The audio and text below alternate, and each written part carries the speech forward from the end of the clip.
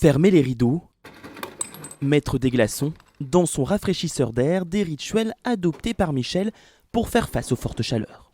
C'est intenable, on ne peut pas respirer, on a des vertiges, on boit beaucoup, on suit les règles, mais on n'arrive pas du tout à avoir un confort qu'on devrait avoir. Cette retraitée de 66 ans vit dans une passoire thermique. Le matin, c'est intenable dans les chambres et l'après-midi, c'est intenable dans les parties communes. Des logements mal adaptés aux fortes chaleurs, même dans le sud du pays, lors de ses tournées. Bonjour Simone. Cet infirmier doit redoubler de vigilance avec ses patients les plus âgés.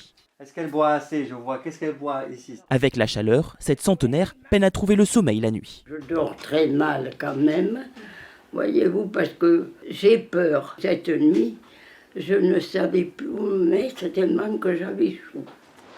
Alors que dans sa voiture, le thermomètre continue de grimper, Jamel enchaîne les visites. En plein pendant les vacances d'été, certains de ses patients sont parfois loin de leurs enfants et petits-enfants et se retrouvent alors seuls face à la canicule.